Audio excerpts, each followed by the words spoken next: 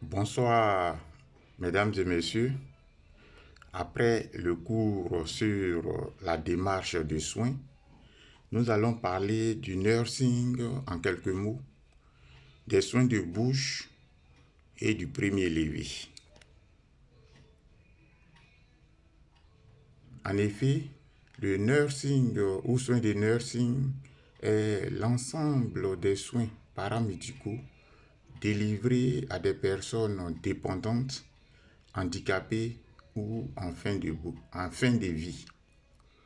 Le nursing comporte entre autres des soins d'hygiène et des toilettes, des massages en vue de prévenir les escarres, tout cela couronné par des conseils aux patients.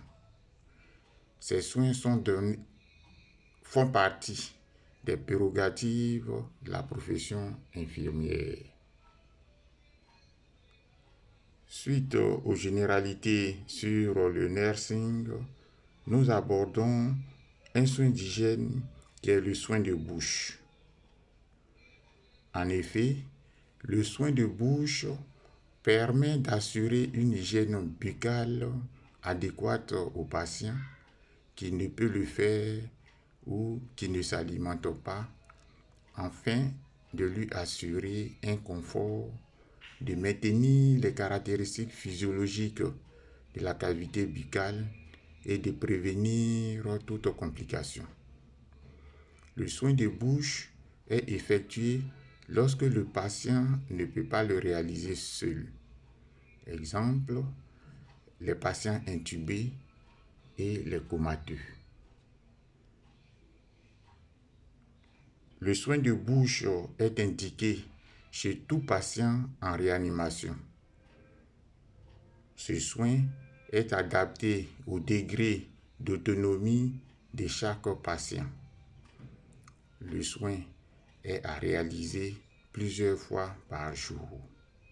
Si le patient est conscient et alimenté, le soin est à réaliser après le repas. Comme recommandation essentielle pour un patient conscient, il faut associer aux soins de bouche le brossage des dents. La surveillance porte sur la vérification de l'état de la muqueuse buccale, de la langue et des dents. Notons que ce geste doit être mentionné dans le dossier patient.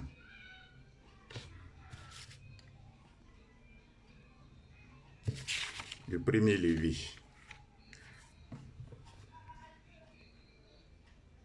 Un premier lever se dit d'un patient qui se lève de son lit pour la première fois après une intervention chirurgicale ou éventuellement après un long séjour allongé suite à un coma par exemple.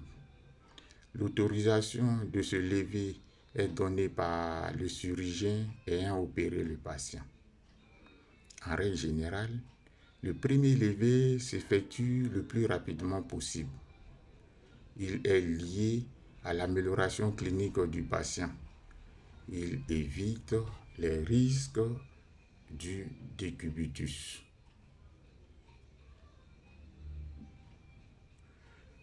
Comme je le disais plus tôt, le lever est indiqué après toute intervention chirurgicale.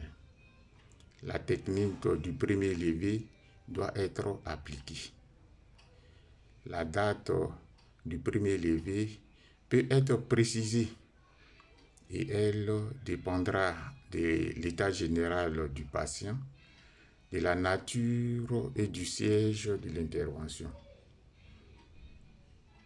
Le premier lever ne se fait pas au hasard. Il faut prévenir le patient la veille et 10 minutes avant le soin. Tenir compte du contexte psychologique du patient. Le patient sera mis en position demi-assise en lui demandant de se mettre sur le côté. S'il ne peut pas le faire, nous allons l'aider à se mettre sur le côté. Le but est de verticaliser le patient, c'est-à-dire de l'aider à se mettre debout, de renforcer la stabilité du patient lors de la mobilisation, de développer le sentiment de sécurité et la reprise de la confiance en soi pour la mobilisation. De lutter contre les complications liées à l'alitement, notamment pour lutter contre les escarres, de maintenir ou d'améliorer l'autonomie physique du patient, de transférer un patient d'une position à une autre ou d'un lieu à un autre. Voici, chers futurs spécialistes en soins critiques, quelques informations que je tenais à vous apporter. Je vous remercie.